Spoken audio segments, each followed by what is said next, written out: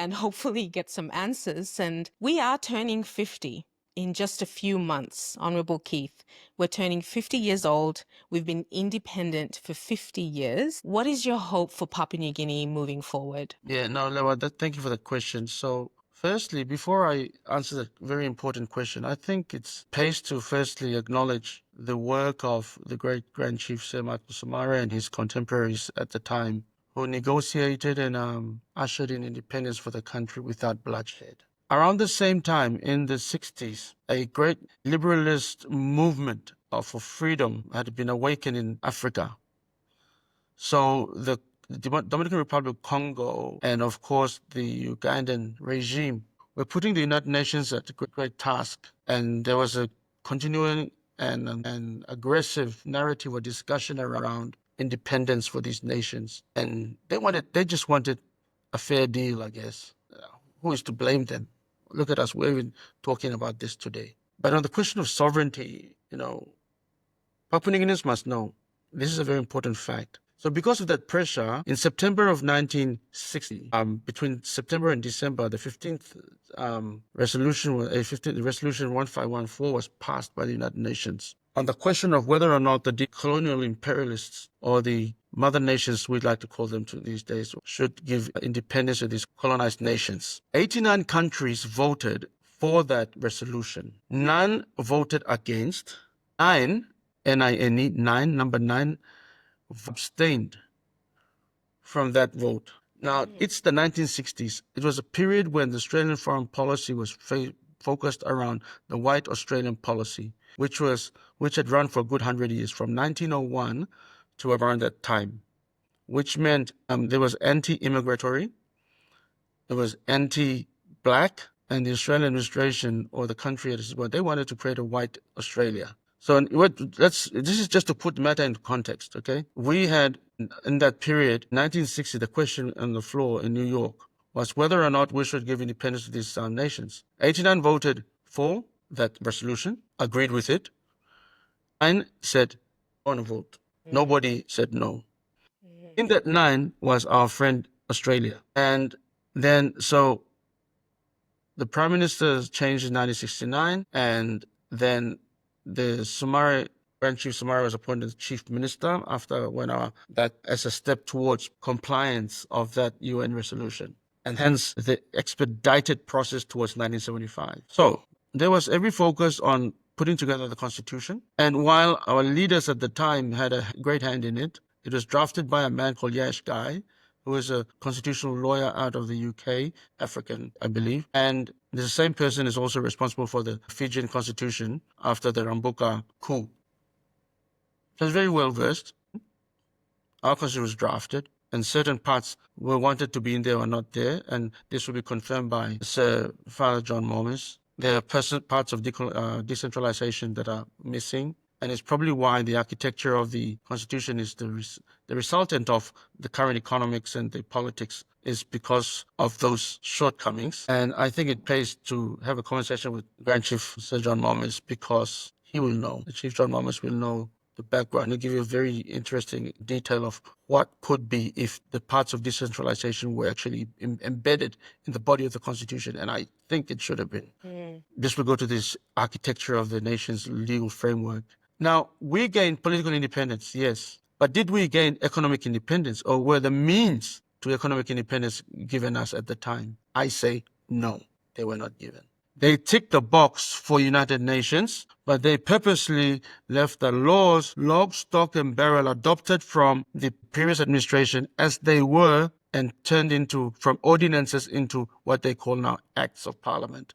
The full framework, lock, stock, and barrel, with their spelling errors, were adopted in 1975, September 16. As soon as we gained independence, those enabling legislations, laws, were adopted. What that means is the strings were never cut. What that means is we were designed to be oppressed and suppressed and be subservient. We were designed, the legal framework in its entirety is designed so Papua New Guineans are continuing to be bucket carriers, to be laborers, to work for the imperials. So this NRL bid for 600 million kina they talk about, Mino Amastu, great, thanks, yes, but what's the catch, right? What's the catch?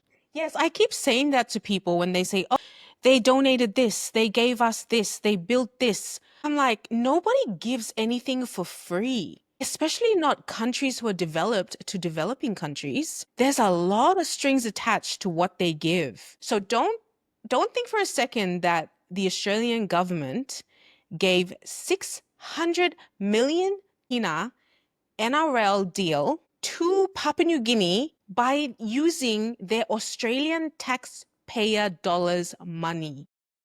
Well, you know what? They have worked in the background and in the dealings how they're going to capitalize to earn that taxpayer dollar back. They will make double that back. That's the truth. No country is going to go into a deal where their country folk are disadvantaged. Hello, you me must get up now na understand. Ask him question. Money come lo where? Na how about all kissing money belong all back? All no give money nothing. That's all. So, so the thing is, the Mining Act, the way the resource sector has been evolving since independence, should give you a clear picture. So the Barnett Inquiry came about in the late 80s, and the result of that was the New Forestry Act in 1996. Then you have the Mining Act that was reformed in 1991 after the Bougainville crisis erupted. So we are sort of knee-jerk reacting. We have never been proactive as responsible leaders of the nation. This is we're coming back to initial discussion of planning. We need Right. to know our history, the context of the history and the chronology of events, and then we need to understand where we are, why we are where we are, so we know where we are going to go and how we're going to get there. Yeah, This is very what true. we are lacking. This country lacks depth in thinking and depth in its integrity, because the Oil and Gas Act 1996 also comes as a result of the explorations that came later. The BCL arrangement was a subject of a contract that was only ratified by Parliament. There's never been any real thinking after that. That's why we keep saying, okay, well, we might have probably almost let this one slip through. Let's get the land law right. We need to get the land law right, so everything that arises out of land, all the resources, the fishing, the oil, the gold, the copper, everything is encapsulated by that one very important key infrastructure in the law. And then we'll also do well to give greater autonomy to all our provinces. So we build this nation one block at a time.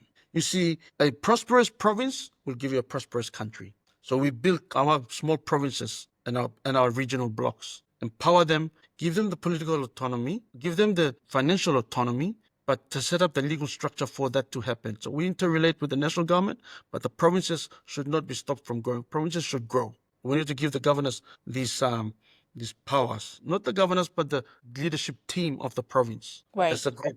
So democracy is at the forefront, and when we talk about democracy, we are not just talking about everyone being heard, but everyone working too. We take this democracy principle out of context already. We don't even understand what we are doing sometimes. We need to build a country, but build it from the province. But before we can build it in the province, district. So before that happens, the families. This family and a district to interrelate and interact well, this must be given provinces should be given greater autonomy and financial leverage to be able to build in blocks. So we protect our borders from each other, for each other, and we grow the nation for each other moving forward. And Bell, I think that's what legally answers that. We must do this important reform to be able to see a prosperous Papua New Guinea and a strong Papua New Guinea 50 years from today. And I want to see Papuans and Motuans still surviving as an indigenous grouping at that time. The minorities, even the Tolais, even the Hellas, I want them to be surviving today. We're a patrilineal society, New Guinea Island, matrilineal society. We have to respect this anthropology, our DNA belong, Melanesia that we know ourselves as. But we need to take responsibility of the architecture of the future today. Very well said. Honorable Keith, thank you for your time and for sharing your insights with us. This conversation has helped us better understand not just the challenges, but also the opportunities and the values that our country can use and obviously lead our nation forward. Thank you so much. And to our viewers, thank you for tuning in. If you have a question specifically for Honorable Keith, do list it in the comments. We will pick that up. And hopefully, if he accepts our invitation to come back on the show, we can answer some of those questions for you. So thank you very much. And and we'll see you on the next one. Let us know your thoughts and questions in the comments. We read every single one. Real talk is better when it is shared. Share this video with a friend. Don't forget to turn on notifications. The next conversation might be the one that helps change our country for the better.